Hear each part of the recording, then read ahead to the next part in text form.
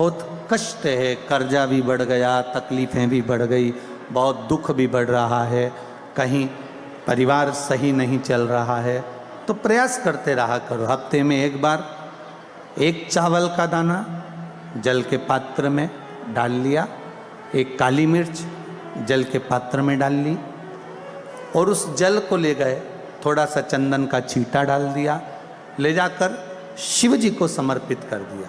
शंकर को जल चढ़ाने के लिए 5 स्थान हैं जहाँ शिव को जल चढ़ाया जाता है और शंकर उस जल को स्वीकार करते हैं, जिसको पंचगंगा कहा गया। 5 स्थान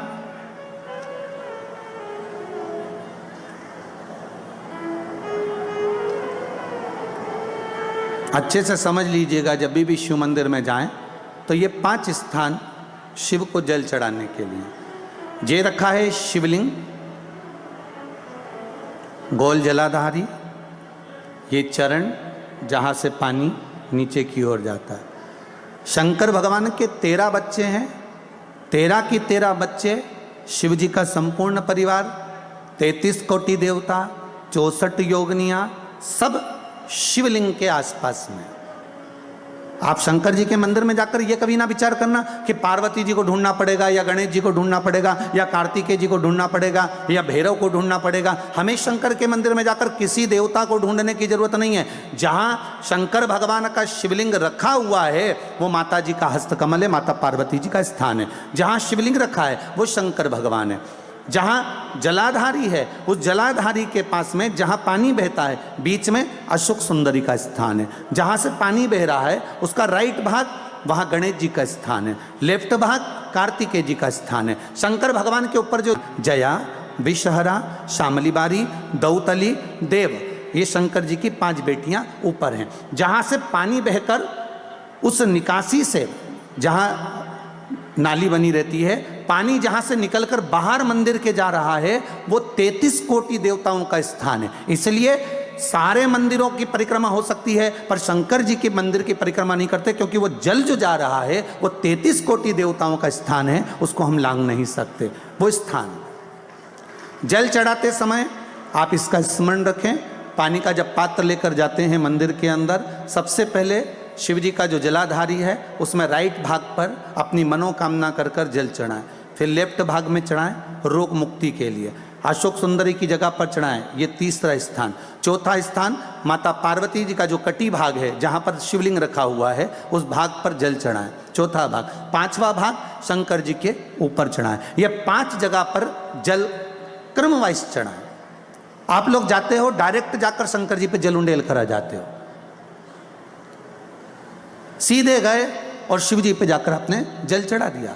हमारे यहाँ शास्त्र कहता है जैसे अपन देवताओं की पूजन करते हैं तो पंडित जी सबसे पहले पूजन किसकी कराते हैं?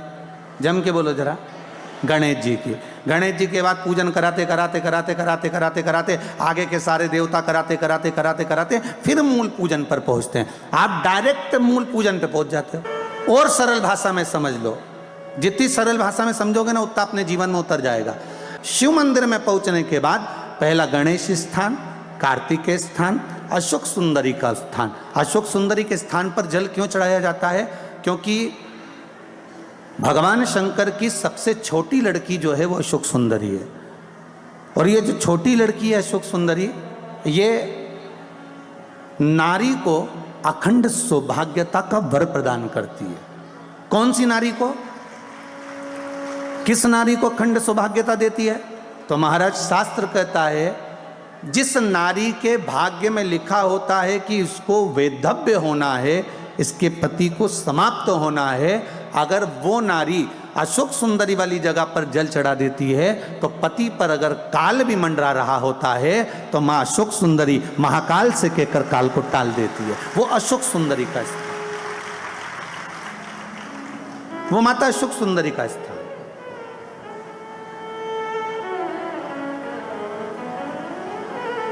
जल चढ़ाने का एक नियम है। यहाँ जल चढ़ाया, फिर कार्तिकेय बाबा को चढ़ाया, फिर अशोक सुंदरी को चढ़ाया, फिर कटी भाग पर। ये कटी भाग बड़ा विशेष भाग है महाराज, बहुत बहुत ध्यान दीजिएगा।